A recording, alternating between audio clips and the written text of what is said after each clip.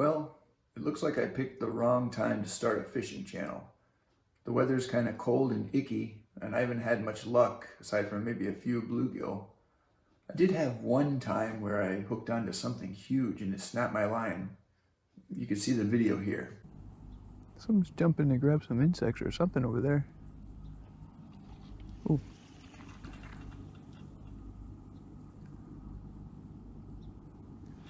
Here we got something. Ugh. There we go. Oh boy. There's something there. Anyway, I also like to do watercolor, so I thought I'd film myself doing some watercolor. I like to do landscape scenes, so that's what I primarily stick with. Here's the first picture I'm going to paint. We'll start with my color palette. From left to right across the top, ultramarine blue, Prussian blue, burnt sienna, raw sienna, alizarin crimson, dioxazine purple, and on the bottom, left to right, lemon yellow, quinacridone gold, sap green, and Payne's gray. All of these are from Sennelier's watercolor series. I'm going to start the painting with a little ultramarine blue diluted with water. I'm going to start with the top, work my way down and around the tree there in the foreground. It's helpful to keep the brush wet as you're going over these larger areas so that it reduces the amount of brush strokes left over due to the paint drying. I'm recording this while the kids are sleeping, so I gotta kind of keep my voice low like this, so if it sounds alluring, you'll know why. Next I'm going to use some raw sienna and maybe a little Payne's gray to create kind of an earthy tone that I'm going to put in the background. To unify some of the colors in the painting, I may use this for the sides of the buildings as well.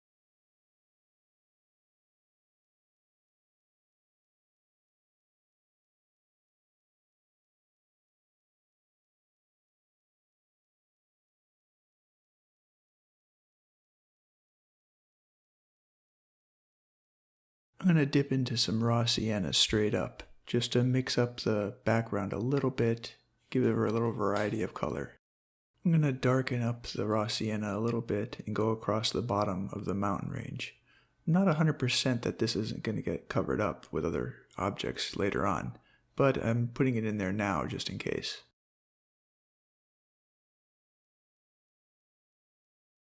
I'm going to mix a little sap green and Payne's gray and place it underneath the mountain to suggest a little bit of land under there.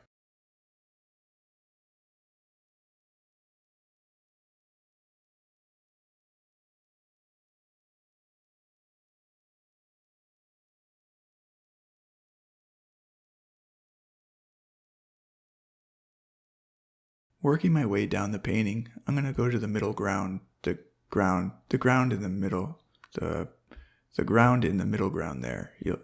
You'll see what I'm talking about.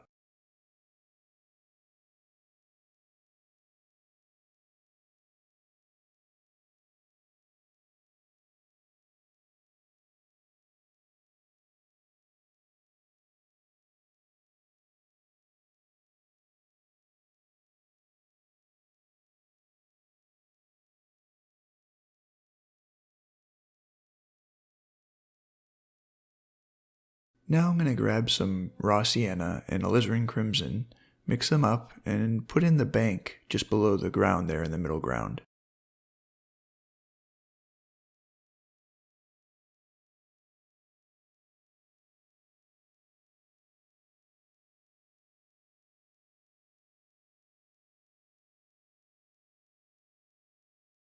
Still working my way down the painting, I'm going to grab some ultramarine blue and go over where the water is going to be located.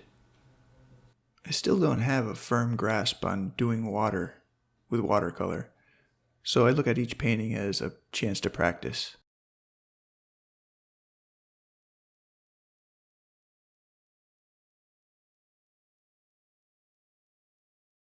I'm going to use some of this muddy color to go over the water area where I expect some shadows to be or reflections from the mountain. This won't be the last time we touch the water for the shadows, but I'm just getting a base down to start with.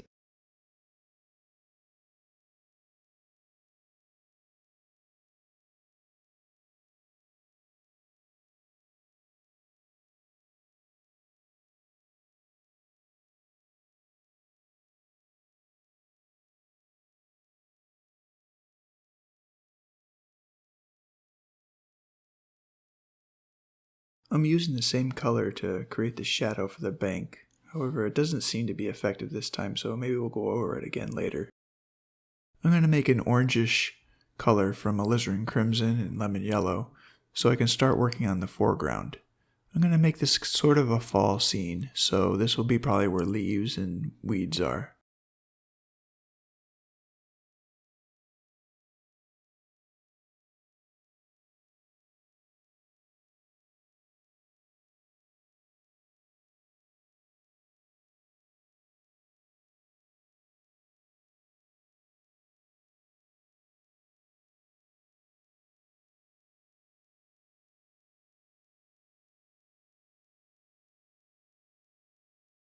While the foreground is still a little wet, I'm going to add some ultramarine blue to just add a little variation to the colors.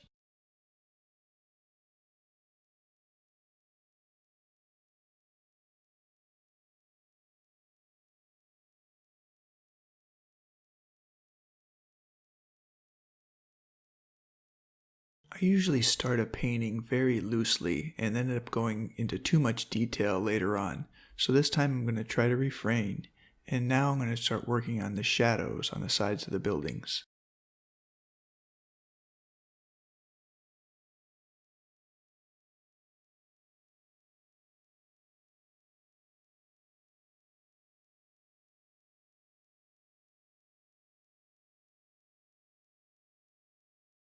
With the sides of the buildings still a little wet, I'm going to add some straight Payne's gray in there to darken them up.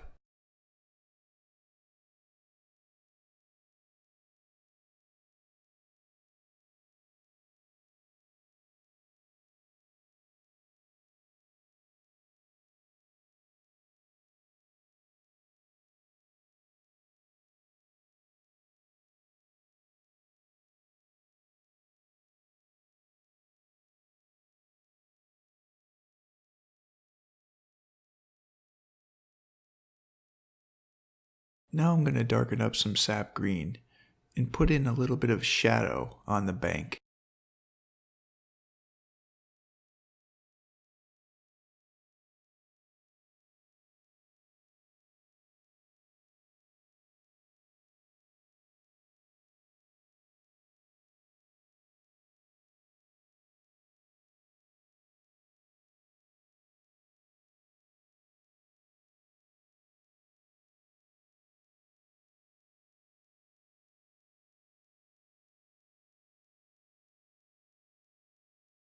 Keeping with the theme of shadows, I'm going to go up and darken the areas underneath the eaves of the buildings.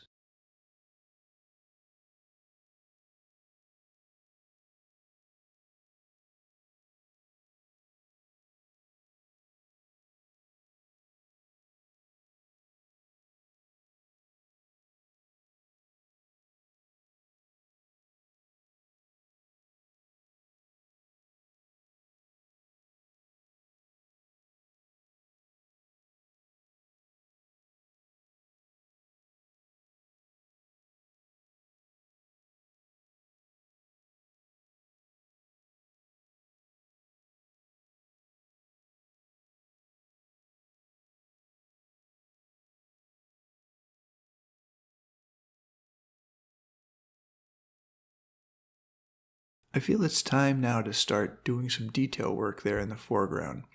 I'm going to go through adding a variety of colors to hopefully bring out little dark areas and light areas of leaves and weeds and other things that might be in the ground. I don't know what's there.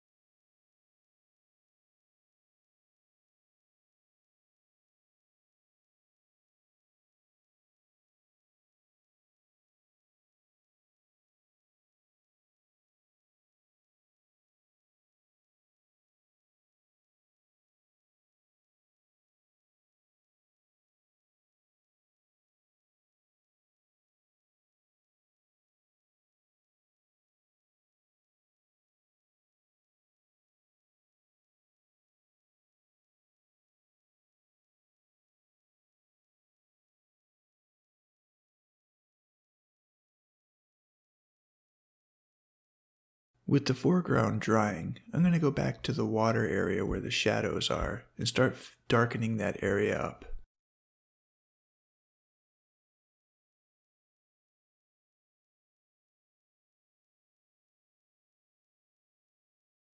Here's my chance now to fix those areas near the bank that I wanted some shadow.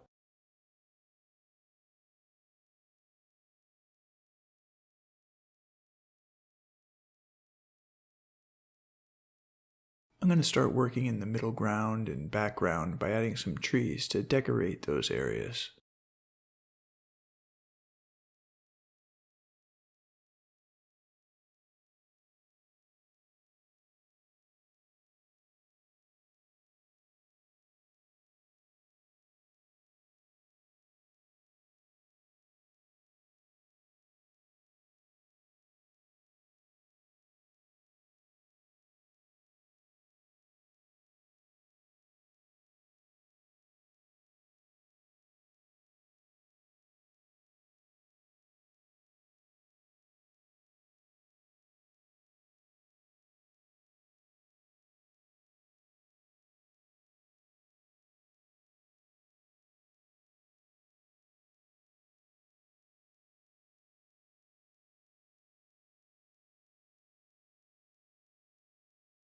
I'm going to add a happy little forest to the right side of the painting and move it back behind the tree and the buildings.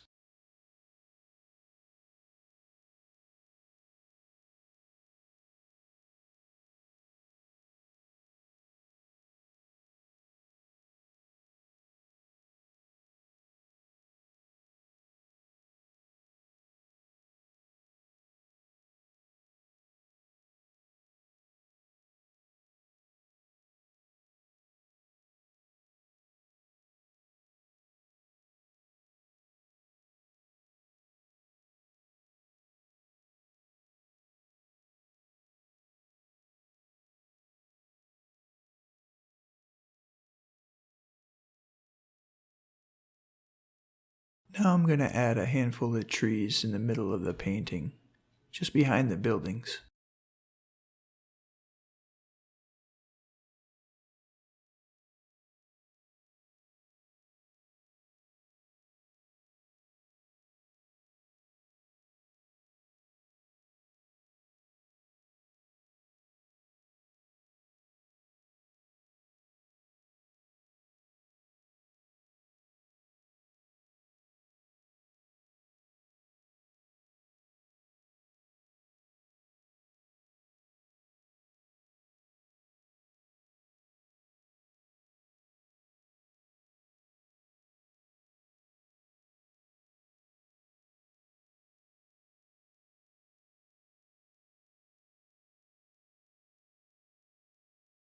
And now, the event you've been waiting for.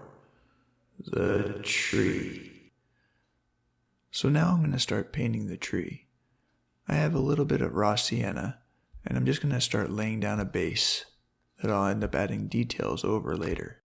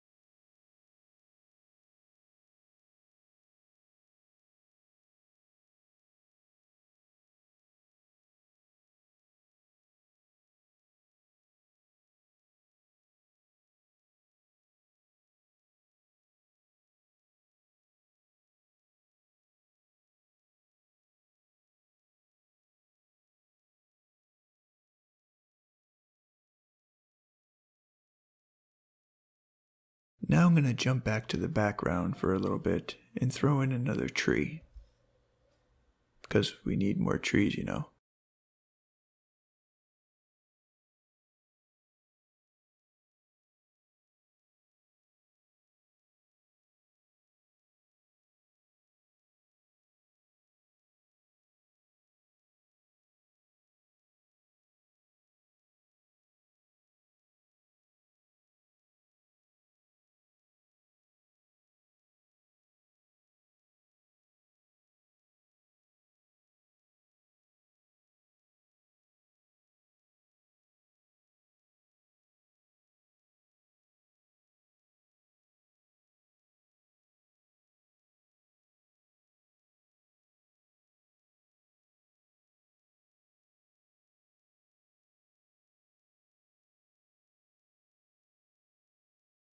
I just realized that our foreground tree needs more branches, so I'll start adding some of those in.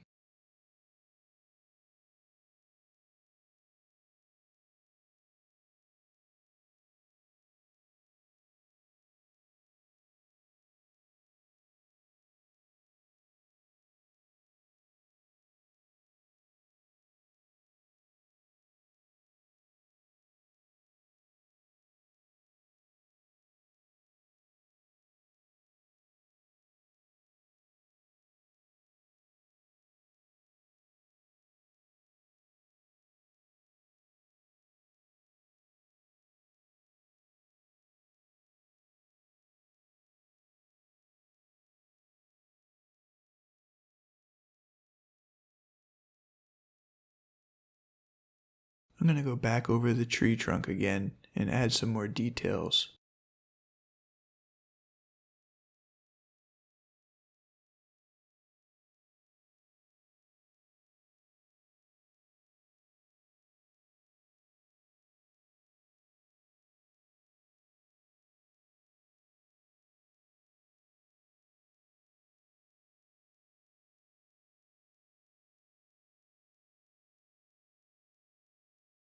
Now it's time to add some doors and windows to our buildings.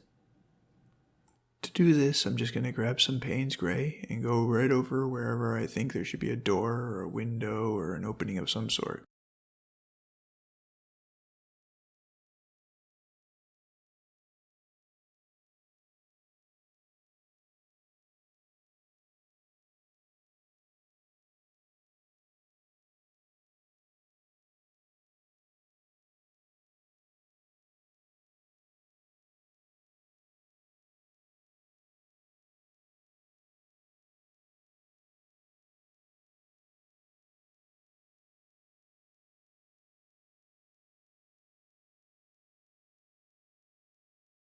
Finishing up, I'm just going to put a few more shadows in and maybe define a few more areas of the painting.